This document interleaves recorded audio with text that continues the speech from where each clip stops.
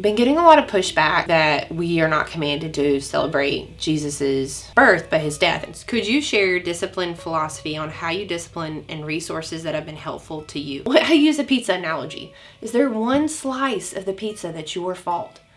Is there one pepperoni? Just own the pepperoni. I'm not a historian. I'm not going to try to bring it back up. If it's done and it's in the past, we let it go. I try to have a conversation because sometimes I've just missed it. I don't understand what really happened. I think I understand, but I don't. Ultimately, I'm not trying to change behavior. I'm trying to reach their heart. So let's hang out today. I'm going to be doing a pregnancy update. I am 32 weeks pregnant with my 6th baby, but also going to be answering some of your questions just from a mom, almost 6. Well, I am a mom of 6. I mean, the baby's here, right? I mean, it's just not on the outside of me, but I am a mom of 6, and just sharing like what I wish I'd done differently. I know that I don't know everything, but maybe I can save you some pain in motherhood and just answer some of these pain points, and we can just kind of like hang out and chat, share a little bit about what I've been enjoying, what I've been learning. That's like kind of the gist of my Friday email. It's been going out for 2 years called Ideas for Intentionality. If you're interested in getting that, it's a completely free email. But I share how I'm trying to stay intentional. I'm not always successful, but I am trying to stay intentional as a mom. What my kids are enjoying, what books I'm reading, podcasts. So if you're a learner, and you probably are because you're on YouTube, right? You're not just scrolling. You are here trying to improve your life, trying to improve your motherhood. That's what that Friday email is all about. So stay and hit subscribe, but also get that free email. It's called Ideas for Intentionality, because we all need little like nudges, right? We need to set up nudges in our life. That's what TechWise family talked about, setting up your life with tons of nudges to help you become the person that you want to be. And that's what I hope this Friday email is just a good, strong nudge to become that mama you're meant to be. Okay, and I say it in almost all my videos because I have a birth course. But I want to let you know, if you're a pregnant mama, I have a free class you can go and take. It's all the things I wish I knew so many times around. This will be, I hope, my fifth home birth, 6th the natural birth. I had my first in a pregnancy birth center. Basically, I drove to a home birth. That's what I did. I hear birth stories all the time, and I often hear just moms like, I didn't know, I wish I knew. So go take this free class if you're pregnant, so I can hopefully save you some just heartache and time and trouble from people just not doing things you want, the way that you may want them to do. We all get to kind of choose how we want to plan for our birth. And then it turns out, birth is wild, but we're not wrong. We're not wrong to prepare. And I don't have any... I got new Warby Parker glasses recently, and so can't see anything without them. I just ordered contacts, but they're not here yet. So I just went and saw my midwife today. Everything looked pretty good. I am probably swelling more than I did on the other pregnancies. It was a little bit of a bummer, but she said everything looks good. That's one thing that's like happened to me on this go around that hasn't happened before is a varicose vein. Which when I tell some people that, they're like, oh, Lana, like that happened to me the first time. But she has me taking butcher's broom, I think, for that. And doing like exercise snacks where you're moving a lot of times throughout the day and then putting your legs up. So sharing that in case varicose veins comes into your future at any point. Just getting that heart pumping so it'll pump the blood up and out, and then just elevating her feet a little bit. So even when I was serving at church this week, I just was on my feet so much, and I was like, I gotta go in the back and like put my feet up. Like my legs feel heavy, and they've never felt heavy in pregnancy before. So it's just a new one for me, which is fine because I'll be able to help other moms who are going through the same like pain point. There's a million things that just happen in pregnancy, isn't it? Just it's crazy and it's wild. So I think the baby's head down, which is good. Like the way she felt the belly, like head down, body coming up right here. So one thing I always appreciate about midwives is like they're checking baby's position and they know these things, and you spend a whole hour with them. Like I love my midwife so much, just spending a whole hour like picking her brain and talking to her about other births I've heard about, or friends who've like going through this and that, and just learning all I can. It's so nice to be educated about birth so I can feel better about birth. Like I've had some people say, if you want to have a better birth, like don't learn a lot about it because ignorance is bliss. I don't know if I agree with that. I mean, my sister was a labor and delivery nurse for a while, and she said like sometimes she had moms come in and they were blissfully ignorant, and they thought everything was just normal and fine, and however it went was however they went. And she said that they did end up like having a pretty positive attitude. But I don't know that I always hear that. So it's been nice just to really be educated by good midwives. I've always tried to find midwives who are a bit more seasoned. And, oh Lord, there's no telling how many babies my midwife has delivered. She is just so awesome. And my midwife in Tennessee was amazing as well. I mean, she was delivering all kinds of babies out in Amish territory and all the things. And so it's just been I've been really grateful to have good help. And that's like one thing I say in that free class is like, just unashamedly try to get the help on board that you really want. Like if you are going to your appointments and it's like power play after power play, and you're like just feeling a lot of dissonance in your spirit where like, oh, this is like what I want and this is what I'm getting. It's a business, right? We can choose different providers. Like we're not stuck.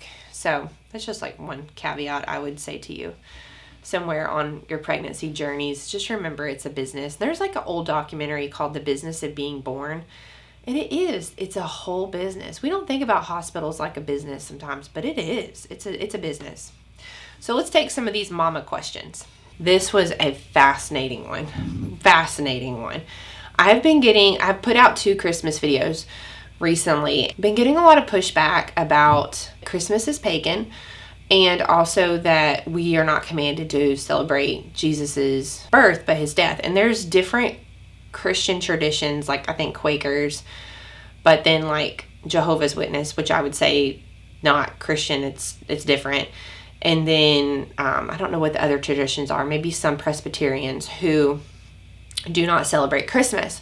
So it made me go do some deep diving, and I found 2 pieces of really good information. One from the Gospel Coalition, and it was like, is Christmas too pagan to celebrate? And then like Ask Pastor John, which I like John Piper. Some people are like, who are hyper Arminian might not like John Piper, but I really appreciate his podcast called Ask Pastor John. If there's like any theological question you are curious about, he provides really, really great resources on just you don't have to think like he thinks, but he just presents some really good stuff. So I went and listened to those 2 things, read one, listened to one. Some really good stuff. Just that, okay, just because we're not commanded to per se celebrate Jesus's birth, does that mean that we shouldn't? And that also what parts come from pagan traditions. And like one thing that he pointed out that was so good was that Jesus actually went and celebrated the festival of feast, which is also known as Hanukkah, which came about in the intertestamental period between the Old Testament and the New Testament. If I'm losing you, just stay with me. But that Jesus went and celebrated that. We saw him do that. Now, that wasn't a commanded festival or celebration, but he did it. And then the other thing is that just because somebody has ascribed a certain definition to a word or a meaning to something, that's not necessarily the way God sees it. That's just like one thing he was saying is like, just because somebody, saw a Christmas tree as this or that in some pagan tradition, that's not the way God intended when he saw a fir tree. But all to say, in the Advent video I did, where it was like Advent resources, like how to keep our kids focused on Jesus through the Christmas holiday, it's really helpful if we can set up Christmas or all the traditions that we have that point in such a way where a kid would naturally be curious and like, why do we do this? And why do we do this? And why do we do this? And sometimes it's like, it's just pretty. It's just beautiful. And I love looking at beauty. And I think we're made to be attracted to beauty. But sometimes it's really nice to be able to light a candle. And like, why do we light that candle? Well, we light that candle because for so long, the world was waiting for a Messiah. When Jesus came into the world, it was like the light of the world had come. The long-awaited Messiah was here. And just having like natural connections. But I appreciated the comments that I got because it made me go and dig deeper into what I really think about Christmas. Like, I have no qualms about celebrating Christmas. I do not think that when I get to heaven, that the Lord is going to be like, I'm disappointed that you celebrated my birth. But I do think that we can get distracted by the worldliness of Christmas. And, we need to be like focused on what what is Christmas actually for? And that is all also a discernment issue, a reading our Bible, getting quiet with the Holy Spirit and seeing how he leads us individually, because some things are just not like black and white, even though people act like they are. It's really going to take us being a student. We can be a student of other people, but we really need to only be a follower of Christ, if that makes sense. And so I feel like a lot of people yelling their opinions, it's okay, I can take in what you're saying and consider it, but that doesn't mean I'm blindly going to follow what you're saying. I'm really going to test everything against the Word of God and get quiet with the Lord. What does he want me to do uniquely for my family? And so it's another reason why social media is just hard and loud. But yeah, I did have a mom email me and ask me and she had such a sweet demeanor about it. She was not trying, but she was I feel like Christmas should be about on the focus. She said, we focus on the surface and we want to teach our kids that Christ suffered like these people that are suffering. So basically instead of all the stuff, can't we just focus on the needy and things like that? Also, I think we have to remember that when we look at the Jewish traditions of the way they celebrated, and that's been something very fascinating to study with my kids this year. It's they did do a lot of celebrating. They did do special foods. They did do, they did build a little hut in the back of their house to remember when the Israelites lived in the wilderness. They did do things that could have cost extra money and resources and seemed kind of frivolous.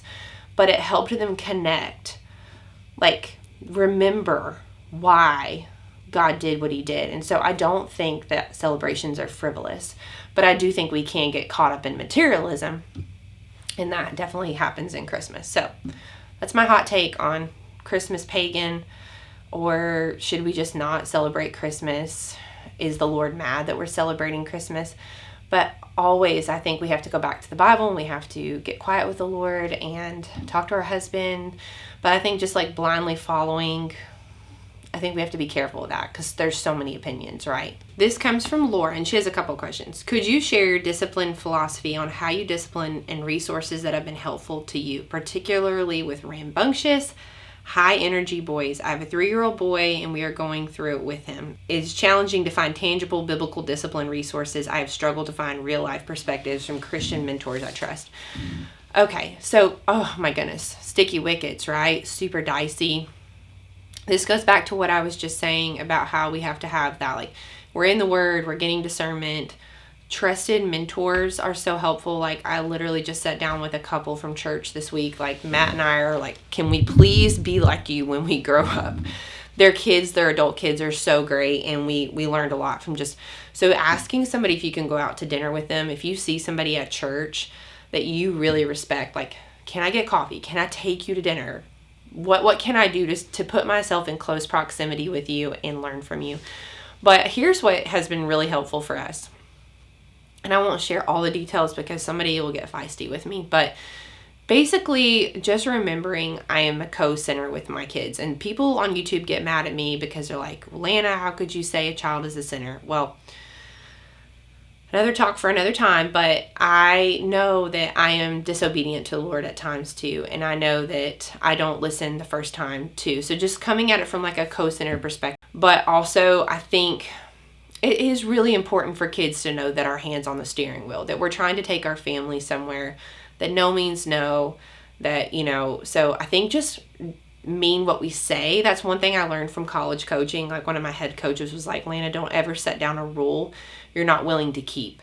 Because when we don't keep our word, our kids they don't trust us, and they don't trust us to follow through. Empty threats don't work. And I'm guilty of that. I think a couple times this week I've if you do that one more time, but a book called Triggers has been so very invaluable to me. That's been a really helpful book because she walks through all these different scenarios you can face as a mom and how to basically not lose your mind. And I think not disciplining when I'm angry, getting in the bathroom alone, disciplining in private, not in public. And just getting alone with them, looking them in the eye, and not saying why did you do this? They don't even know why they did it. They're mad. They probably gave full vent to their anger. And all the things. They don't even know why. They just know that they've messed up, or hopefully we're helping them see. But just sitting down and like being calm and maybe giving myself some time before I even go in there, but sending them to the bathroom, and then we sit down and we just talk it through. And then maybe there is some kind of discipline or some kind of, pain is a really valuable teacher, whether it comes from doing something you don't want to have to do. But even just like physical pain in our lives is a really good teacher. And so you have to decide what all that is and what your conscience stands on it. And people can have all kinds of opinions, but ultimately the Lord gave you your child. And so it's our job, and we have to answer to the Lord for that. So I think just really prayerful, and then just being consistent, do what we say we're going to do. But I try to go to the bathroom. I try to have a conversation, because sometimes I've just missed it. I don't understand what really happened. I think I understand, but I don't. So I think first starting with like curiosity, like what happened? Tell me your side of the story. But also I really encourage my kids to take personal responsibility. And if they're going to take personal responsibility, I have to take personal responsibility. Sometimes I'm not setting them up to succeed. They're, what is the word for like Alcohol Anonymous? They use it's a cult, like hungry, angry, lonely, tired. Sometimes I have not met their needs. Sometimes they're feeling disconnected from me. Sometimes they are angry. Sometimes they're tired. Sometimes they're going through a developmental dip. So giving grace, grace is a gift we don't deserve. Mercy is not getting what we do deserve. And sometimes we need to give mercy. Like they may deserve something and not giving them what they deserve, because that's what Jesus does for us ultimately. So I think you can see that there's not a formula. I'm just really prayerful when I walk in that bathroom. Lord, guide me, because ultimately I'm not trying to change behavior. I'm trying to reach their heart. Ultimately, there's a spiritual battle going on for my family and for my kids and in my own heart. And we have an enemy, right? And he comes to kill, steal, and destroy. He's a liar. And one thing that has been very helpful for me, I heard this at church, and I think this is so fascinating and be a great thing to share with your kids over and over and over again, is the difference between Satan and Jesus. There's so many differences. One difference for the way Satan deals with sin. And now I don't love Starbucks on all fronts, but I did get to go to Nova Scotia. This is like a side note with my church, and this Atlantic Canada cup. We'll see how long it lasts in my house, because I feel like every coffee cup always gets broken. But the difference between Satan and Jesus is that Satan is really easy on sin at the beginning. He's like, it's not a big deal. It's like, you're just getting what you want. Like, why would they keep that from you? You deserve this. But then he's really hard on sin after. He's a shamer. He's a liar. Like, you went too far. You're not good enough. You can't come to God because you're too dirty, all the things.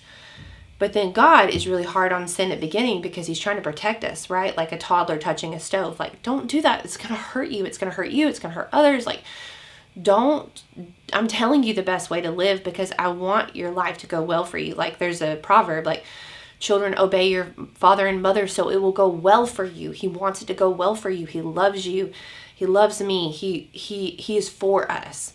So he's hard on sin before, but he's not easy on sin after, but he's generous and kind and loving and winsome. And he says, come, repent, come, be restored, come, let's say what you did wrong, and let's start again by the power that I give you, by the blood that was shed on the cross. Like, that's the difference. Sharing that with our kids, that we would be hard on, like, hey, this is going to hurt you. You have to obey because I love you and I want it to go well for you. If we're not disciplining our children, we don't love them, because we're not wanting to go well for them. When I say discipline, I'm not saying spanking every time. What I'm saying is discipline. Discipline is good for us. Like, we discipline ourselves when we don't eat everything we want to eat, and we don't do everything we want to do, when we go to bed at a decent hour, when we move our body. Like, those are disciplines. And so, but then after, like, sitting down with that child and like, hey, you messed up, own it. I use a pizza analogy. Is there one slice of the pizza that's your fault? Is there one pepperoni? Just own the pepperoni. All I'm asking you is, I'm not saying that the other parts of the pizza, that you're all of the pizza. I'm not saying that. I'm just saying, in life, what's going to keep us from living like a victim is owning the pepperoni or multiple slices. Multiple slices. I think discipline is like, let's own as a parent what we can own, and let's help our child own what they can own, and let's bring them to the Father and help them get restoration. And we try to hug, and we try to, and I'm not a historian. I'm not going to try to bring it back up. If it's done and it's in the past, we let it go and we move on, because that's the only way we're going to learn and grow. But also, I want to be after their heart first and foremost. Okay, I have a 3-year-old and a 9-month-old, and we love to be outside and active and to get energy out for my toddler, but that feels impossible with sacrificing a nap for the baby. Do you have any suggestions on how to balance this? It's been an unexpected, difficult part of having my second, and I know that I'll face it once again once we have another child. Looking for tangible ideas on how to balance that toddler energy and the baby that needs sleep. You know what? I think strap that baby on, and in the morning, go get that toddler's energy out. If you watch Farmhouse on Boone, I talk about her all the time because I just love Lisa from Farmhouse on Boone. I mean, she is wearing that baby all day long because she's got toddlers. She's got to make food. She's got a lot of stuff to do. She's homeschooling her kids. And as you grow your family, the baby's just going to have to come along for the ride, you know? And so I think that it's actually a detriment to a family when they reorient their whole lives around the most needy individual. We just really can't do that. The babies, they're used to being in our wombs and moving anyways, and they get a lot from being strapped to us. They get a lot of comfort. They get a lot of development from hearing our voice, from so much. So I know sometimes we feel like we're sacrificing some kind of better good for the kid by baby wearing, but actually baby wearing is so good. And I know it can be hard on our backs, so we might have to try out multiple carriers. I encourage you, try out Marketplace. You know, you don't always have to have a new carrier. People are rehoming that stuff all the time because they're done having babies. I would put the baby in the stroller and let them even nap, part of their nap in the stroller. I mean, the baby's going to make it up at another time. And I know it's so hard when you're like sleep scheduling, but that's the hard and the detrimental part about sleep scheduling is it reorients everybody in the family's life around baby's nap time schedule so that you can get sleep at night. But I think it can really it hurts people. I see it hurt people all the time. I see them like stop coming to church because it interferes with baby's nap. And it's like, baby came into this family and we were a family first. And so baby just has to roll with the punches. You know, obviously we're trying to let the baby get rest. I mean, we're using common sense, but I would go tucker that toddler out real good because that's what he needs anyways when he's a 3-year-old little boy. And, you know, even if it's in your yard and you can find a way to also restoratively be productive while he's playing, that could be really great too. So I'd say baby wear. That's what I have to do. You know, when they're really little, I might let them nap in a swing or something in the morning. But yeah, I just baby wear because, you know, if we got to get outside, we got to get outside. It's so good for everybody. It's good for baby to be in the sunlight. I think we forget sometimes like babies need to be outside too. The last thing I'll share is some resources for discipline that have been really helpful for me, because that's another thing Laura asked about was some good trusted resources. I like Ginger Hubbard's resources, the book called Don't Make Me Count to 3. And then Trigger's book is so insanely helpful. Also Habits of a Household. He has a discipline chapter. I like wept. It literally touched my heart so much. But also like just staying connected and getting outside. I would say Whole and Healthy Family. I think that's what it's called by Jody Maccabee. Those are 4 resources that I think are so very helpful when it comes to like parenting and discipline and all the things. I think that those 4 books won't lead you astray. So that's all the time I've got for right now. I can hear kiddos coming upstairs. We got to finish a little bit of homeschool. I had that midwife appointment, so I kind of got behind, but I wanted to sit down and talk with you while so you can hear the doors like boom, boom, boom, just slamming. I wanted to talk with you a little bit in the middle of the day while we had some good light, and I just had a second. The baby's asleep, but everything's coming back to life over here in the Sullivan household. So tell me down below what resonated with you today. What questions do you have that I can throw in another Q&A? Obviously, I'm learning and growing all the time, but I can tell you I'm trying. I'm trying to seek out mentors. I'm trying to be intentional. I'm trying to stay in the Word. I'm trying to read books. But at the end of the day, I'm going to get a lot of stuff wrong. So I try to tell my kids sorry as often as I can.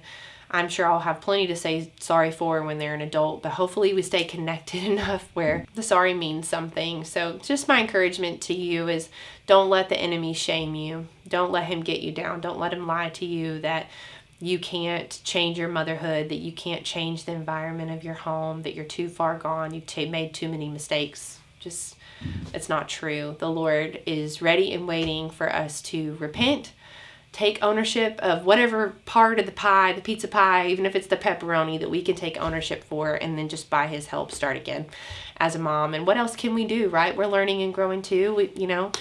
We've never mothered this many children this ages before, so failure is going to be a part of it. So I hope it doesn't get you down. I hope it only helps make you stronger and you just keep moving forward.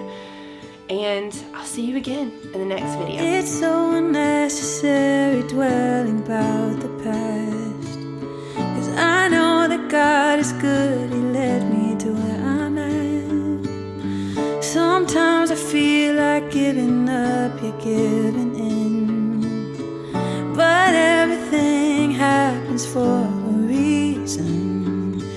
It won't always be blue skies ahead. Sometimes you might need a helping hand. Just like iron sharpens iron, making me stronger, calling me higher. When we come together, just like iron sharpens iron, making us stronger, calling us higher. When we're helping each other, we're growing together.